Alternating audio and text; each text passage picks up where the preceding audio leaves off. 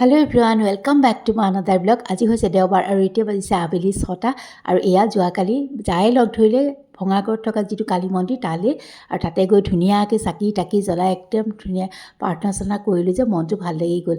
সকলোৰে চাগে মন্দিৰলৈ গ'লে মনটো আৰু কাৰণো বেয়া লাগিব, ভালেই লাগে। বহুত এয়া হয় মনৰ মানে ভাৱবোৰ অলপ পাতল পাতল লাগে। আৰু তাৰপাছত আহি কি এয়া দেখিছেনে, ফুট মোচাই নাইকিয়া। বাহিৰে বাহিৰে গৈছোঁ এওঁৰ লগত ঘৰলৈ। এওঁ দুপৰীয়াই কৈছিলে ঘৰলৈ যাবা নেকি।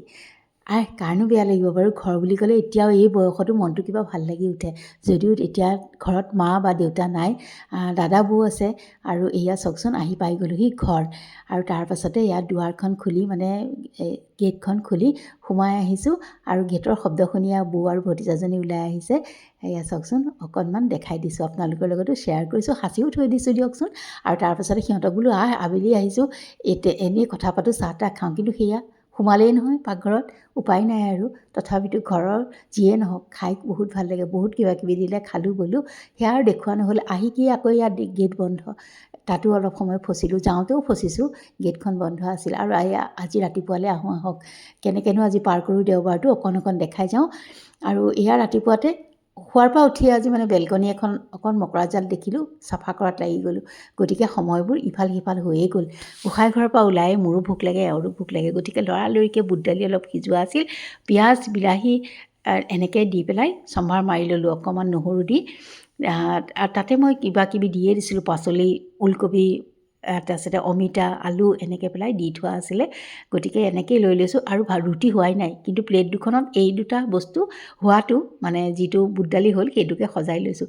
দেখিলেহে এওঁ অকণ শান্তি পাব, কিবা এটা ষ্টেপ অন্ততঃ আগবাঢ়িছে বুলি ভাবিব। অকণমান ওপৰতে পিঁয়াজো কাটি দিছোঁ।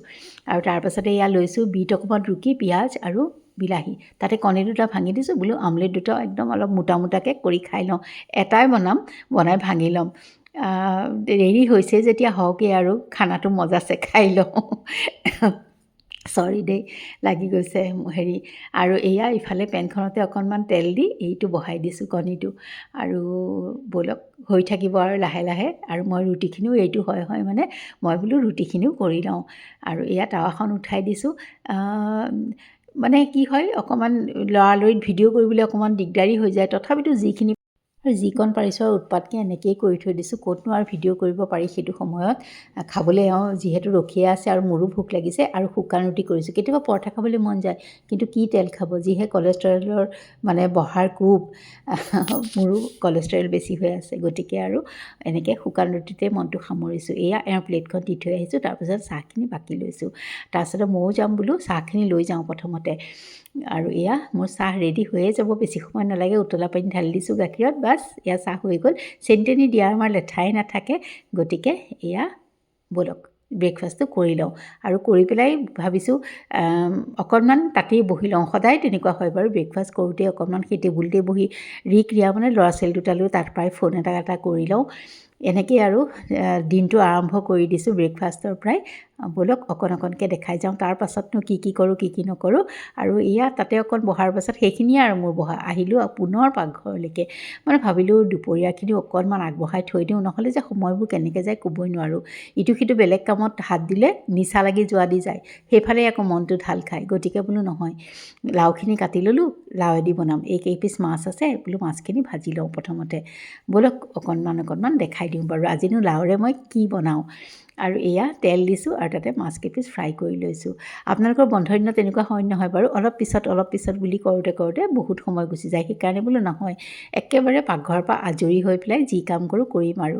পিছে কি হ'ব, অন্য কাম আৰু একো কৰাই নহ'লে। দিনটো যিহে ছুটি হৈছে, থাকিয়ে যায়। ভাত পানী খাই আৰু আকৌ ভিডিঅ'টো দিওঁতে মেলোঁতে সময় গুচিয়ে যায়। সেয়া অকণ সৰিয়হ ফুটাই লাওখিনি বহাই দিছোঁ। সৰিয়হ ফুটালে বৰ ভাল লাগে। সৰিয়হৰ গোন্ধটোত লাও ভাজিলে এনেকৈ সৰিয়হ অকণ ফুটাই দিবচোন, বহুত ভাল লাগে। জানেই বাৰু তথাপিতো কৈছোঁ আৰু এয়া অকণমান হালধি দিছোঁ আৰু ভালকৈ লৰাই দিছোঁ। লাওখিনি জহিয়ে যাব দেখাত, যদিও বহুত লাগিছে, একদম কমি যায়। অকণ নিমখো দি দিছোঁ আৰু এয়া তাৰপিছত ভালকৈ লৰাই পেলাই ঢাকনা মাৰি থৈ দিম। সেইখিনি হয় মানে এইয়া চাওকচোন অকণ নিমখো দি দিছোঁ দেই, সেইটো ক'বলৈ পাহৰিছোঁ। লাও ভাজিত অকণমান নিমখ দিব কি চৰি চেনি দিবচোন, বহুত ভাল লাগে। সেয়া আকৌ নেমু দিও অকণমান টেঙা বনাইছোঁ, যোনে বিলাহী নাখায়। আৰু তাৰপাছতে এয়া চাওক, মোৰ বিলাহী আৰু লাওখিনি একদম ভালকৈ যেতিয়া সিজিছে তেতিয়া মই উতলা পানী দি দিছোঁ। তেতিয়াহে লাওটো ভাল লাগে খাবলৈ। লাওটো মানে গোটা গোটা হৈ থাকিলে খাবলৈ ভাল নালাগে, একদম সিজি যাব লাগে, ভাল লাগে তেতিয়া। আৰু উতলা ভাত দি দিছোঁ মই এতিয়া এয়া মাছকেইপিচ দিও মই বহুত সময় উতলাম। আৰু এই যে ধনিয়াৰ যে ঠাৰিবিলাক থাকে সেইবিলাকো কাটি পেলাই থৈ দিছোঁ, এয়া দি দিছোঁ। সেইখিনিও বৰ ভাল লাগে, দি দিলে গোন্ধ এটা ধুনীয়া আহে। আৰু অলপ নেমু চেপি দিছোঁ, কমাই দিছোঁ। আৰু এয়া মোৰ মাছৰ টেঙা হৈ গ'ল, নমাই থৈ দিছোঁ। আৰু খাবলৈ কিন্তু বহুত টেষ্টি হয়। আৰু জলকীয়া কেইটামানো দি থৈছোঁ, টেঙাত জলকীয়াটো খাবলৈ খুব ভাল লাগে, যাৰ মন সি লৈ খাব। আৰু তাৰপিছত এইখিনি দেখিছেনে, চিৰা। অকণমান পেনখনত তেল দি পেলাই তাতে মই চিৰাখিনি ভাজিছোঁ। বেছি তেলত ভাজিলে আৰু বেছি সোৱাদ হয় দেই, মই অলপ কম তেলতে ভাজিছোঁ। তেল অকণ কমাই খাবলৈ চেষ্টা কৰোঁ, কেতিয়াবা বেছি হৈ যায় তাৰ মাজতে। আৰু তাৰপাছতে সেয়া কাঢ়ি থৈ পেলাই আকৌ পুনৰ অকণমান তেল দি পেলাই জিৰা ফুটাই পিঁয়াজখিনি দি দিছোঁ, সেইখিনিও মই ভালকৈ ভাজি আছোঁ। আৰু অলপ ভজা যোৱাত মই ইয়াত অকণমান নহৰু 3-4 ফুটা নহৰু খুন্দি দি দিছোঁ। আৰু তাতে দি দিছোঁ লং, ইলাচি, দালচেনি। আৰু তাৰপাছত ভালকৈ ভাজি পেলাই বিলাহীখিনি দি দিছোঁ, সেইখিনি ভালকৈ ভজা যাবলৈ দিম। সেইখিনি ভজা যাই মানে লৈছোঁ মই ইয়াতে ৰেড চিলি, জিৰা, ধনিয়া, হালধি আৰু অকণমান নিমখ একেলগে পানীৰে ঘুটি থৈ দিছোঁ। আৰু ব'লকচোন এইখিনি বুজ লওঁ, এয়া চাওকচোন সিজিছেই অলপ অলপ, বিলাহীখিনি গলিছে। আৰু তাৰপাছতে মই ইয়াতে এই যে মছলাখিনি মই পানী দি ঘুটি থৈছিলোঁ সেইখিনি ঢালি দিছোঁ। আৰু ভালকৈ লৰাম, অকণমান ভজা যাবলৈ দিম। তাৰপাছতে তাত মই এই মাছৰ মূৰ এফাল যে ভাজি থৈ দিছিলোঁ, মাছৰ ভাজাৰ লগতে ভাজি থৈছিলোঁ, সেইফাল সৰু সৰুকৈ অকণ মানে টুকুৰা কৰি পেলাই মই দি দিছোঁ। আৰু ভালকৈ সেইখিনি ভাজি চিৰাখিনি দি দিছোঁ।